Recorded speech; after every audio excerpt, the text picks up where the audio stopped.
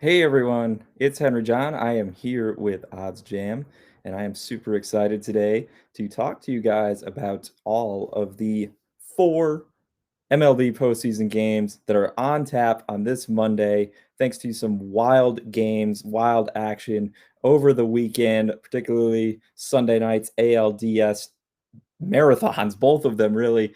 We have all four postseason series, all four league division series going on Monday. We always get all four when the NL and AL overlap on Friday each year in the postseason, but it's been a while since we've had all four on the Monday after the weekend as well. So it's Columbus Day for those of you enjoying your long weekend. We're going to run through some betting picks on these games today and see how we can fare on the baseball front. Jumping in here, the early game, I'm not going to spend a ton of time on it just because it is such an early first pitch. But the Atlanta Braves and the Milwaukee Brewers. So we jump over to our odds jam odds here. We're looking at the first half money line in this one. So if you're able to get a pick in on it, go for it for sure. It's Freddie Peralta going for the Brewers today. Solid season for him, 10-5, 281 ERA, 0.97 whip. And Peralta, Corbin Burns, and Brandon Woodruff. Big reason why a lot of sharps really like the Brewers throughout the season as a World Series contender. A lot of reason why they took sharp money during the year to win the World Series. The big three in this pitching staff are going to be a force to be reckoned with, and they have been so far in this series. Both teams come into game three, actually, with only 11 total hits in this NLDS series so far. And for the Braves, this is where you really miss. I shouldn't say kind of. It's where they really miss Mike Soroka, tore his Achilles this summer. And it's the wild card game. They don't really have that solid third starter to go behind Charlie Morton, behind Max Fried. So it's going to be Ian Anderson. Decent numbers, 358 ERA, he won 9 games this year, 1.23 whip. But Peralta is kind of a step ahead here, and in what has been a pitching dominated series so far. We'll look at the Brewers here. You can see on the odds, really a toss up, kind of favoring Milwaukee. It seems like in a lot of spots the first half money line, but we'll be going with the Brewers there. Peralta over Anderson, first 5 innings. That's going to be the preferred pick for Braves Brewers. So we'll jump to the second game here now. Mid-afternoon, first pitch with the White Sox and the Astros. Game 4 of this series in Chicago. Boy, was Sunday's game 3 wild. It was a must-have for the White Sox after they dropped the first 2 of this series in Houston, and they got it done. For as much as the Braves-Brewers series has been about pitching, Astros White Sox has been all about the offense so far. We had 22 total hits in game 3. Now, 16 of them went to Chicago, but Houston, obviously, they've been getting it done at the plate as well. It seems how they won the first 2 games, and there could be more offense in game 4 in Chicago today. We are looking at the total in this game. Sitting at 9, some books have it at 9.5. So depending on where you shop, you want to be sure on your line. And I like actually the over, though, on both of these numbers. So we can see from Odds Jam, you're looking at some even money available on the over 9. And then as we get to over 9.5, you're talking about plus 182 is the best odds. So obviously that half run, big difference there. But you're not going to end up with a push there. So all depends on how confident you're feeling in it. But interesting scenario going into this game. Both pitchers missed some time during the summer with injuries. So Jose Urquidy going for the Astros. Now, he won 8 games, 362 ERA, sub-1 whip, 0.99 whip, walks and hits per innings pitched for Urquidy on the season. Really solid numbers. And then for the White Sox, it's Carlos Rodon, who bettors might remember his name popping up in the AL Cy Young conversation during the season. 13 wins, 237 ERA, 0.96 whip. Great stuff from Rodon, but both guys did miss some time. They came back and were solid, but not necessarily up to snuff down the stretch of the season like we saw them pitching early on. Talked about the hits, talked about the runs we've seen in this series so far, and it kind of makes sense when you look at the season stats. The Astros led the majors in runs scored per game, over 5.3. The White Sox not far behind, just under 5 runs per scored on average per game. in 7th overall in baseball. Just given kind of the uncertainty here with both pitchers. And then keep in mind, too, last night's game was 9-6 after 4 innings. So both Dusty Baker and Tony La Russa had to go to the pens. A lot of guys were used. Yes, they're probably going to bring some guys back, especially the White Sox, when you look at how they pitched last night's game. But those guys are coming into this Game 4 scenario. No days rest. They just pitched yesterday, most of them. So that's a cause for concern, even to give up some runs, some hits in the latter innings. I think these two teams combine for another slugfest, and it should be a fun one. We'll see if the White Sox can force that Game 5 back in Houston. That would be on Wednesday. Speaking of wild ALDS action on Sunday, did anyone catch Rays Red Sox? Because boy, oh boy, Astros White Sox did its best to one-up it later in the night, with that being the later game. But man, the old adage, you watch baseball, you can be around baseball, and you will go to the ballpark and you will still see things that you have never seen before. I sure have never seen a ball like the one Kevin Kiermaier hit go off the wall in the outfield, come back, bounce off the warning track, bounce up onto outfielder Hunter Renfroe's leg, and then go back over the wall. So I was mystified at what the umpires were going to decide there as well. Ultimately, the Rays did not get that run, and Christian Vasquez walks it off for the Red Sox in the bottom of the 13th inning. Yes, that's right, 13 innings. So, as you might expect, the pitching staffs are a little beaten, battered, and tired here as we look ahead to Monday's Game 4. The money line, the Red Sox, Rays, it's pretty even. But here's the thing. Tampa Bay, man, the pitching staff is a mess going into this game. As we see the odds jam money line, odds here, and it is pretty even. Red Sox are almost an intriguing bet, though, because Kevin Cash has had to throw guys in every game this series. I'm thinking of a David Robertson who pitched well yesterday when he was out there. But it's going to be a true opener scenario for Tampa Bay, the team that invented the opener role instead of starting pitchers, and it's going to be Colin McHugh for the Rays today. 155 ERA, 0.94 whip on the season. He is a true relief pitcher, so he might not go more than 2 or 3 innings, and then it's going to be Kevin Cash going back into the bullpen in a must-win game here for the Rays. That makes me a little nervous just knowing that yesterday's game was so long. A lot of these guys had to pitch. It wasn't a great outing from the starter once again. So we'll see. And meanwhile, the Red Sox bringing back Eduardo Rodriguez. He was the Game 1 starter of this ALDS. 13 wins on the season, 4.74 ERA, 1.39 whip.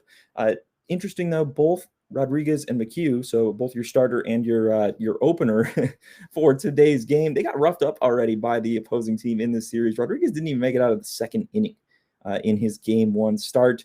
And McHugh didn't last 2 innings in a relief appearance in Game 2. Of course, the Red Sox piled on a bunch of runs and went on to win that one to even up the series down in Tampa.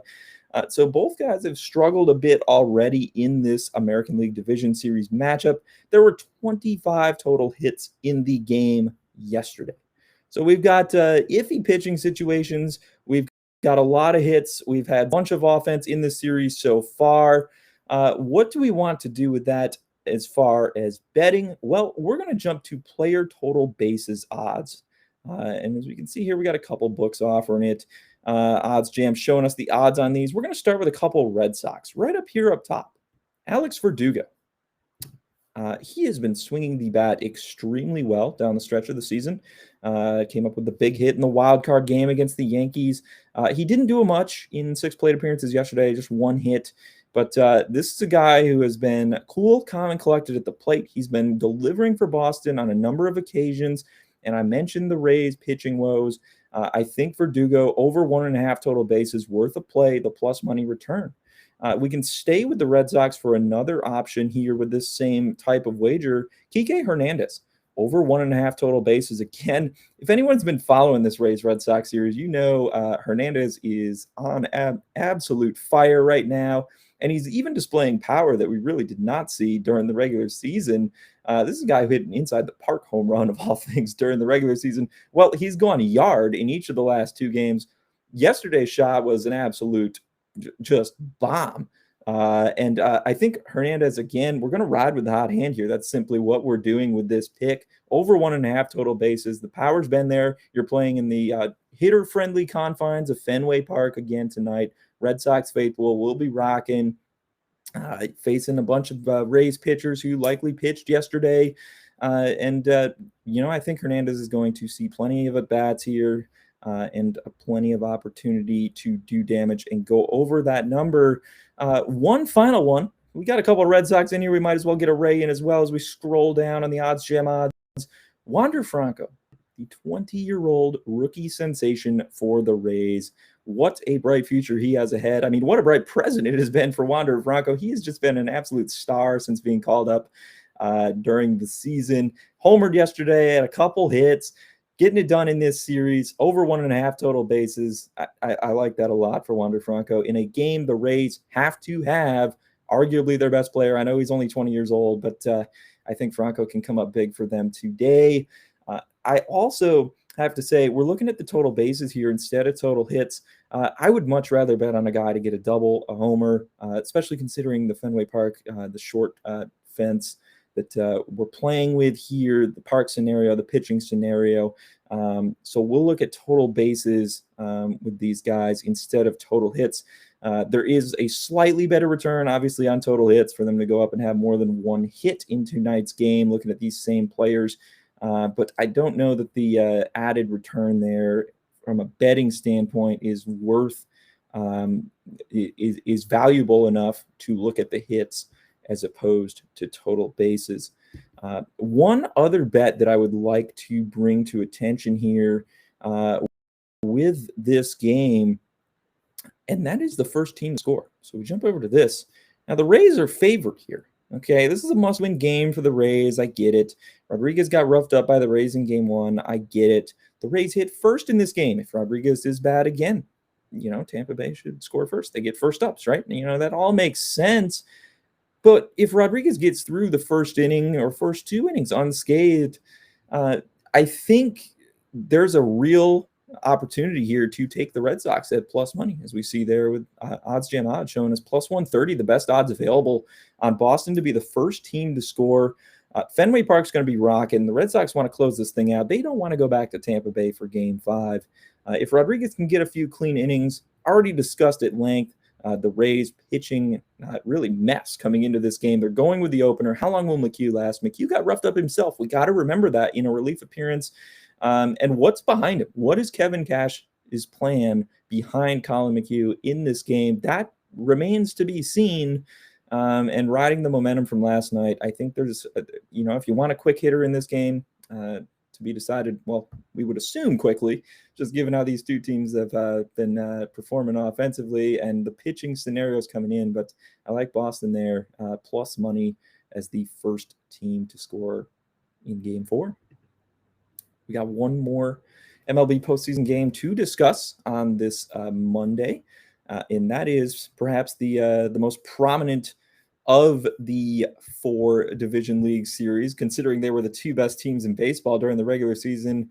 The 107-win San Francisco Giants and the 106-win LA Dodgers.